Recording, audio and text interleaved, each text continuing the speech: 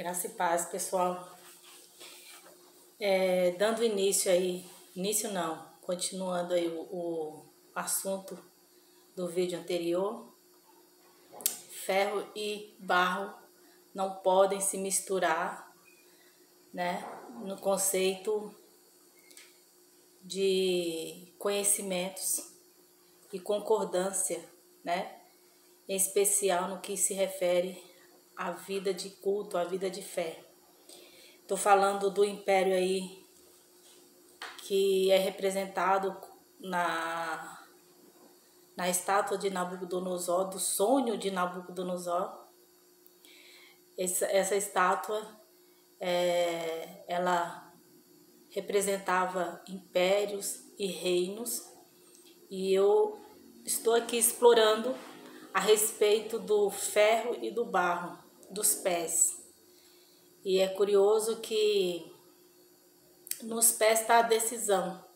Era necessário que todos esses reinos subjugassem sobre nações, para que então, antes de Yeshua, né, ele já estava ali reinando. Eu vou continuar lendo o livro, que ele é extraordinário.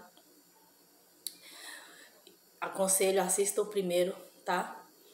E esse reino, conhecido como Império Papal de Roma, ele ainda predomina.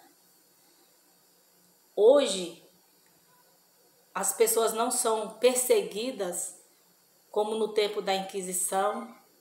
Depois que a história ela passou a ser a moderna, né, civilização moderna, então a gente passou a ter mais oportunidade de conhecer a fundo e entender que existe um tempo determinado. Quando observamos e meditamos na palavra do Senhor, quem crê na palavra do Senhor como verdadeira, que ela é, houve mudanças no nome do Criador, do Filho. A própria palavra já tinha sido profetizada em Daniel, que trataria de mudar os tempos e as leis. Então esse império foi o império da perseguição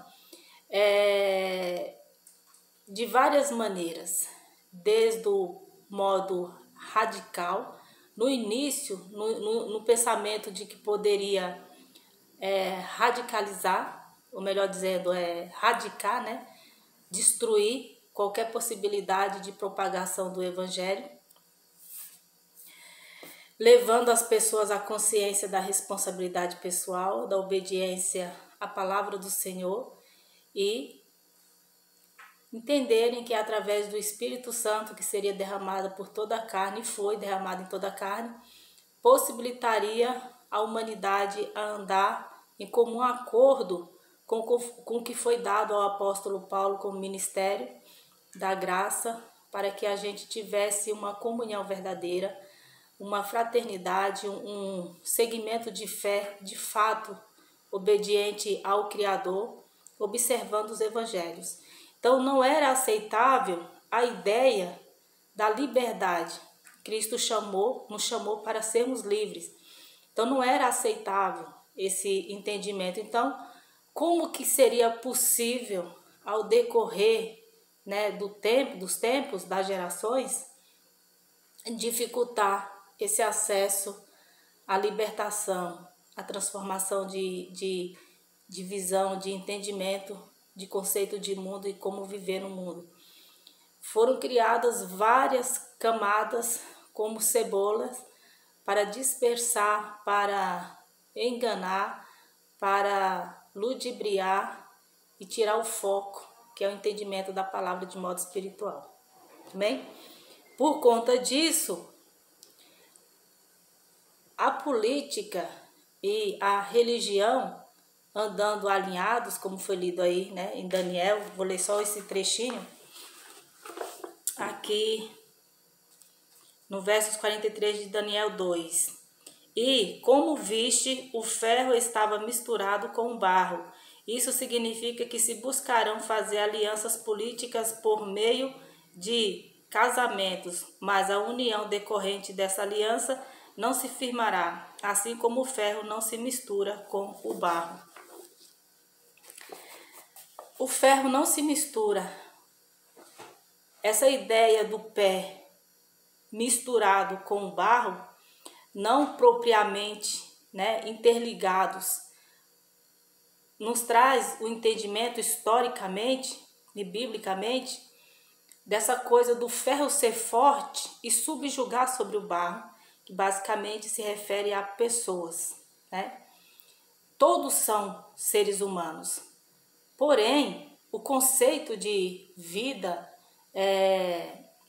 de como nós devemos nos conduzir, é diferenciado, é diferente, Então, eu vou ler aqui no capítulo 9, de Divaldi, que diz: o Império de Alexandre o Grande representou a primeira tentativa de difundir uma mesma cultura e reunir Oriente e Ocidente em um único Estado, mas não resistiu à morte de seu criador e desagregou-se rapidamente.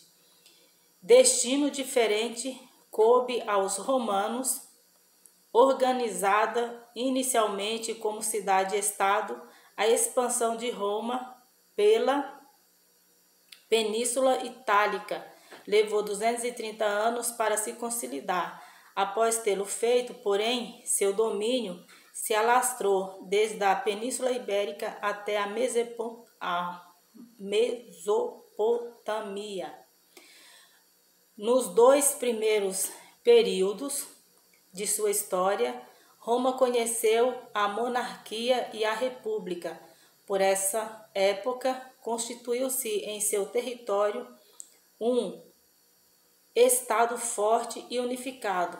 Com uma poderosa burocracia, surgiram também grupos sociais diferenciados, que viviam em permanente conflito. Destes conflitos, organizaram-se instituições políticas responsáveis por representar as camadas populares da sociedade. Como coloquei, as camadas como cebola, as camadas. E no primeiro vídeo eu li a página 44, fala da reunião que era feita ali, porque eles são muito bem organizados. E no final do Império de Alexandre, conhecido como Alexandre o Grande, levantou-se 4 generais. Alexandre era um jovem e depois desses generais, esse território ele passou a ser conquistado por Roma, então se expandiu. E olha que já quanto tempo, Quase 2000 anos. Muito tempo, muita história foi acontecendo aí, foi rolando. Para hoje, nós que estamos aí no século 21, em pleno, pelo calendário gregoriano, 2025, ainda há dificuldade das pessoas compreenderem certas profecias, como essa de Daniel, que o Senhor, o objetivo do Senhor, um dos objetivos dele, era trazer ao conhecimento de todo aquele que lê, que ele sempre esteve no controle da história da humanidade. E que é crucial que nós que professamos uma fé, creamos no Deus da Bíblia, que se revela, Ele, através da vida desse primeiro império, um grande império que foi Nabucodonosor, ele deixa claro que não tem império que possa se manter para sempre.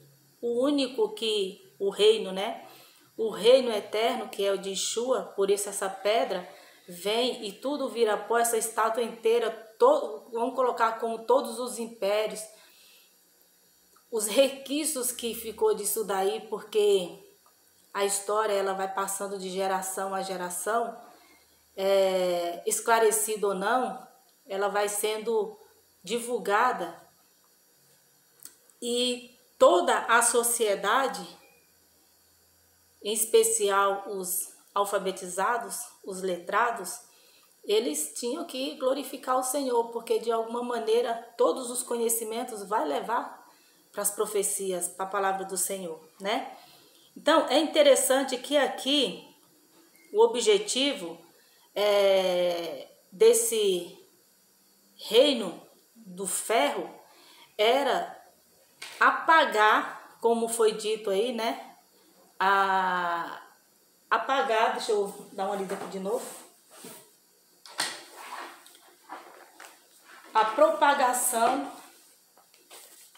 do poder do Senhor na terra, que representa o Filho que veio e ressuscitou, mas ele é pregado como um simples profeta, como um homem comum pregado numa cruz, que foi crucificado,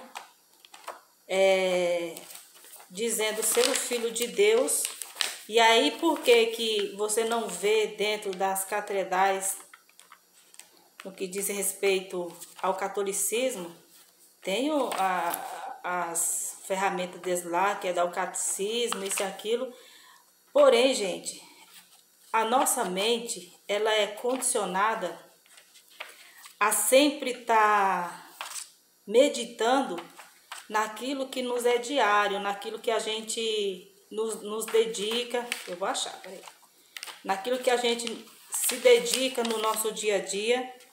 E aí foi criado tanto entretenimento, tanto conhecimento, tantas coisas na mente do ser humano, que até na vida de fé, quando ele tira aquele tempinho ali para ir congregar ou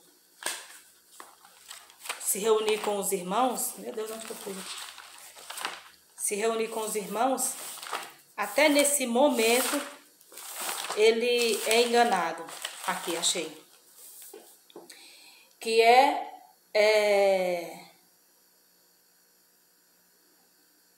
manter um controle, proteger como segredo, mas trabalhando em cima dessa coisa de manter a fonte do poder de Deus na terra. A fonte do poder de Deus na terra. Que basicamente, né, no primeiro vídeo eu falei muito sobre isso daí. Que desfocar a divindade de Cristo. A divindade do Filho, que veio à terra como representante do Criador, para trazer vida, para trazer luz, para trazer clareza de que a vida sem fé no Filho ressuscitado, por mais que a pessoa seja religioso, religiosa, mas ele precisa ter claramente de que o Filho de Deus veio à terra e ressuscitou para que fosse estabelecida uma aliança de compromisso com pessoas transformadas, que se arrependeram dos seus pecados e que olharam para o que foi feito por nós com um olhar de um constrangimento de entender quem nós somos e quem é o Criador e o que Ele quer de nós para que alcancemos então a redenção em Cristo. Então tudo isso tinha que ser desfocado, por isso tantas liturgias, solenidades, propagação de um evangelho que não liberta, mas prende, trazendo sempre as pessoas para a questão das obras. E isso dificulta que as pessoas sejam libertas, porque o foco, como Yeshua colocou aqui em Lucas 24 para aqueles homens no caminho de Emaús, é que eles propagassem, que eles continuassem a falar que o que ressuscitou é o Filho de Deus. Mas aqui ele foi colocado como um profeta, né? Aqui no versos 16 de Lucas 24 diz: mas os olhos deles foram impedidos de reconhecê-lo. Ele lhes perguntou: sobre o que vocês estão discutindo enquanto caminham? Eles pararam com os rostos entristecidos. Um deles, chamando Cleopas, perguntou-lhe: você é o único visitante em Jerusalém que não sabe das coisas que ali aconteceram nestes dias? Que coisas? Perguntou ele, Yeshua no caso, né? O que aconteceu com Jesus de Nazaré? Responderam eles. Ele era um profeta poderoso em palavras e em obras diante de Deus e de todo o povo. O chefe do sacerdote e as nossas autoridades o entregaram para ser condenado à morte e o crucificaram. Você viu a pergunta dele? Você percebeu? Né? Tem um vídeo aí maravilhoso que eu coloquei que fala assim: quem vocês dizem que sou? Né? A pergunta de Yeshua foi: o que aconteceu com Jesus de Nazaré? Porque ele não permitiu que eles o reconhecessem. Então, o testemunho que ele quer de nós é que o Filho de Deus foi crucificado. A promessa é que ele ressuscitaria. Então, o foco ali era esse, a expectativa era essa, da ressurreição. Então, quando ele chega para esses homens e deixa esse texto aqui, né, para que fosse declarado e conhecido por nós, é para que a gente entenda o efeito e o poder da ressurreição, né? Porque pregar um Cristo, um Jesus que está pendurado, que morreu por nós. Hoje em dia, né, as pessoas, tem gente aí, da parte aí, se não me engano, dos muçulmanos, que morrem em nome de Alá, né? Fazem coisas aí em nome de Alá. Então, essas pessoas, elas têm as suas crenças, que não é o que está aqui em questão. Então, muitas pessoas podem morrer por uma causa ou outra, né? Mas a questão aqui é a ressurreição, né? Então, aí ele fala aqui no versos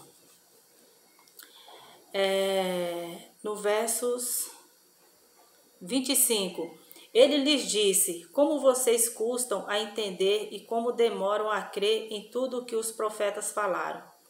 Não devia o Cristo sofrer estas coisas para entrar na sua glória? E começando por Moisés e todos os profetas, explicou-lhes o que constava a respeito dele em todas as escrituras. Como são tardios para entender, porque o que Yeshua espera de nós é que a gente entenda o que foi feito por nós, né? Por conta que ele sabia o que viria para frente, que seria esse complô levantado por esse império do ferro, por esse reino do ferro, que traria o engano para que as pessoas, né, em especial aqueles que estavam vivendo ali ao redor, próximo de onde tudo aconteceu, que essas pessoas tivessem convicção de que o novo tempo, o novo reino, o reino eterno, descrito ali por Daniel 2, que não seria mais destruído, seria um reino eterno, finalmente chegou.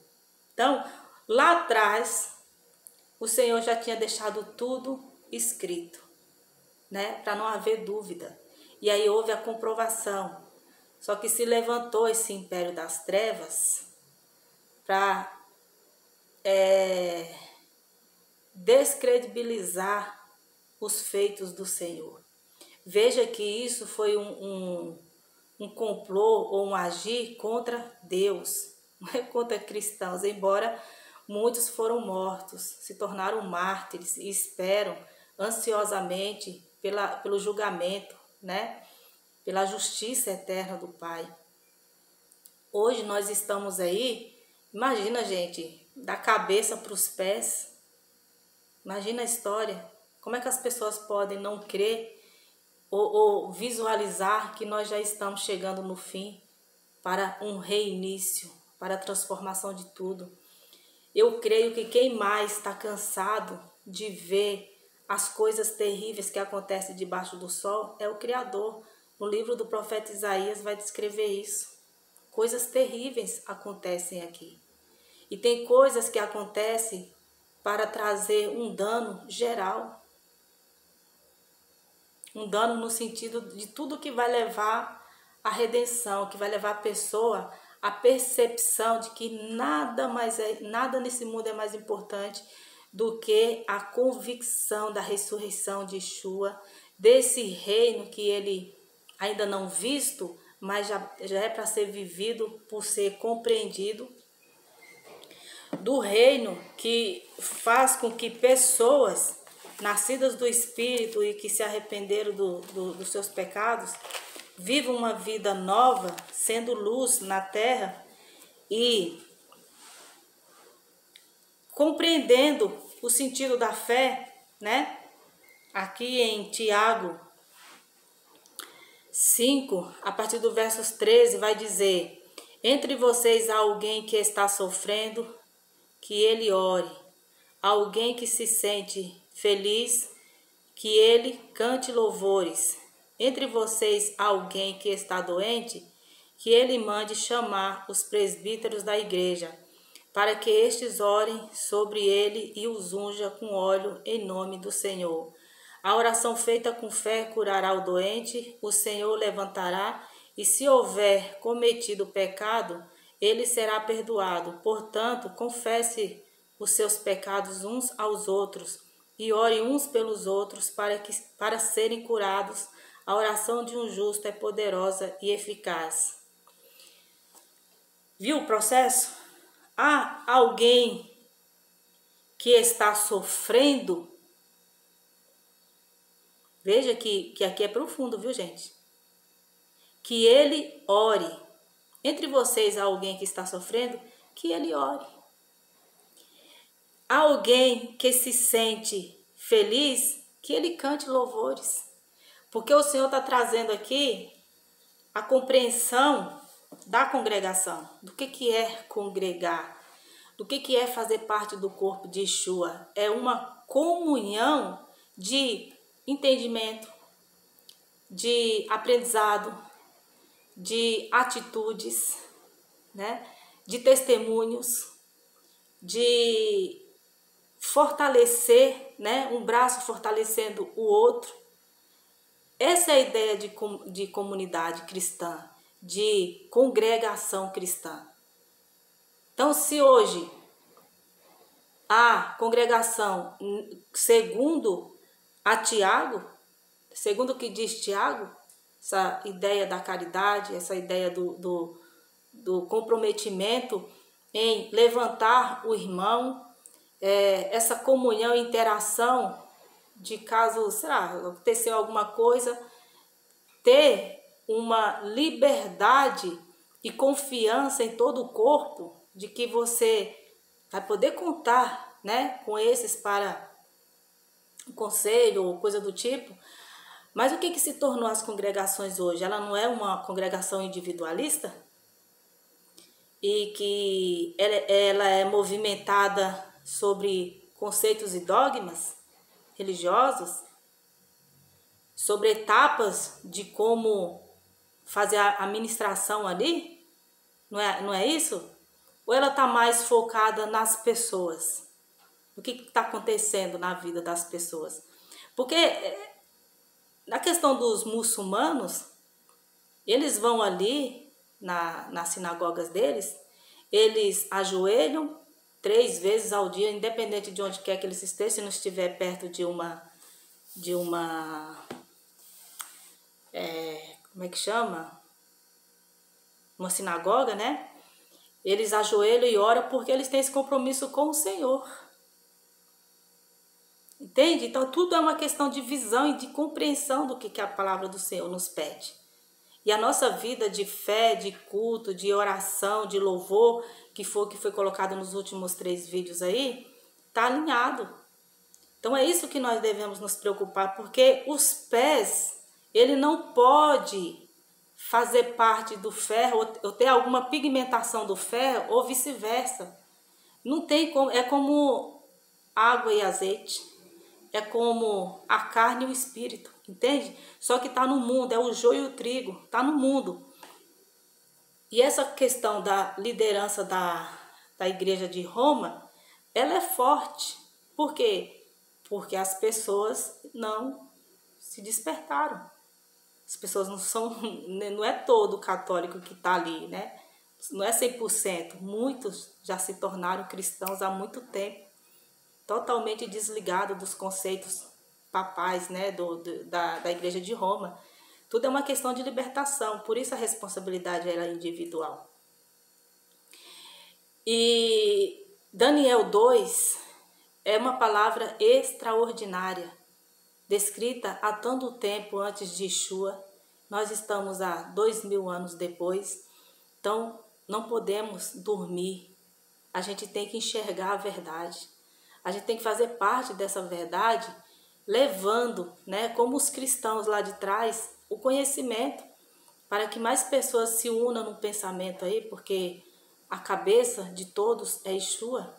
Então vamos propagar o nome dele, Yeshua, o Rei da Glória, a salvação, né, que reina, que trouxe o reino eterno e que, no momento, só o Senhor sabe, tudo será transformado e tudo que se levantou contrário ao Criador será destruído. Vamos focar nisso, vamos viver a nossa vida na integridade cristã, com uma mentalidade clara de que é agradável, é maravilhoso viver em obediência, observando o que diz a palavra do Senhor. Porque engano, gente, a gente está aí numa era onde a informação mediática ela só avança e ganha mais e mais espaços. Então a gente tem que usar enquanto temos essa permissão, vamos dizer assim, usar, né? Levar para as pessoas o conhecimento que o Evangelho é simples.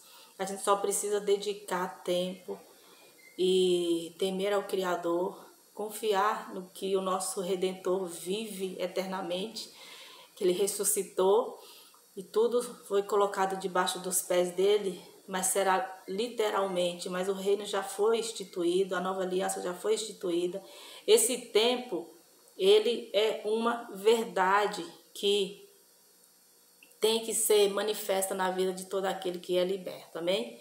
Então, só para concluir o vídeo, que não deu para concluir aí primeiro, mas aconselho, né? Continue assistindo aí os vídeos para que vocês estejam inteirados no que o Senhor tem dado, né? Na compreensão de modo espiritual, mas eu creio que vocês já estão compreendendo. E louvado seja o Senhor por isso. Amém? Fiquem na paz, pessoal.